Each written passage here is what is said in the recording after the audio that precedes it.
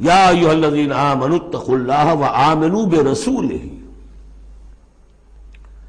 اس کے دو مفہوم ہیں. ایک تو یا ایھا الذین آمنوا اہل ایمان، مسلمانوں سے خطاب ہے. اہل ایمان اللہ کا تقوی اختیار کرو اور اللہ کے رسول پر ایمان کو پختہ کرو.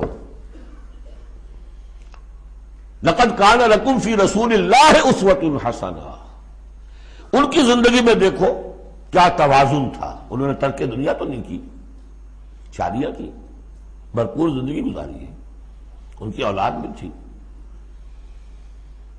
کتنی بیٹی کتنی بیویاں تھیں. ہاں اس کے باوجود پوری زندگی لگی ہے دین کے غلبے کی جد و جہد میں.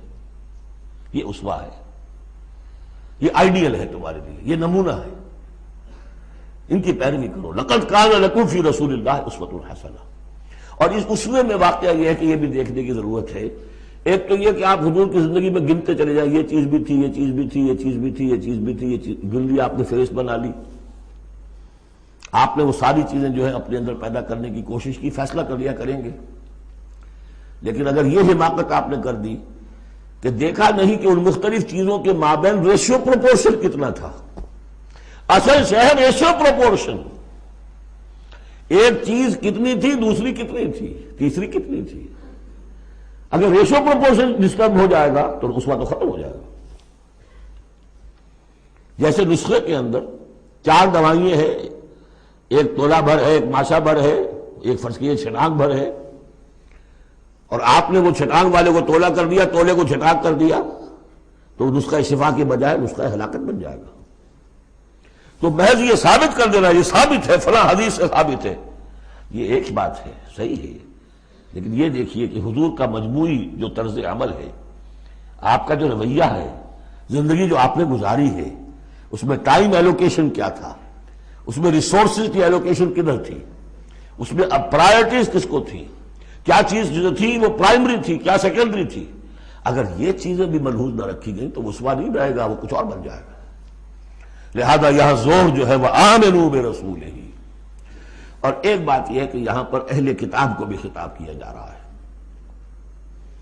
کہ ان میں سے بھی جن لوگوں کے دلوں کے اندر ابھی کوئی رمق تھی ایمان کی، سابقہ ایمان کی، ان کو پکار کر کہا جا رہا ہے یا ایھا الذین آمنوا اتقوا اللہ وآمنوا برسولہ. اللہ کو تو تم مانتے ہو پہلے سے، اس کا تقوی اختیار کرو. اب تمہارے لیے بڑا امتحان یہ کہ اس رسول پر بھی ایمان لاؤ. اور اگر تم اس رسول پر بھی ایمان لاؤ گے، یؤتکم کفلین من رحمتہ، تمہیں دوہرا دے گا اپنی رحمت میں سے حصہ. اہل کتاب جو ایمان لائے حضور پر، ان کے لیے دوہرا اجر ہم پڑھ چکے ہیں پہلے، یہ سورہ قصص میں آ چکا ہے. وَيَجْعَلْ لَكُمْ نُورًا تَمْشُونَ بِهِ. اب یہ دونوں کو کور کرے گا. اگر تم نے رسول پر ایمان پختہ رکھا، اسی لیے جو میں زور دیتا ہوں کہ منہج انقلاب نبوی تلاش کیجئے. آپ حضور نے کیسے انقلاب برپا کیا؟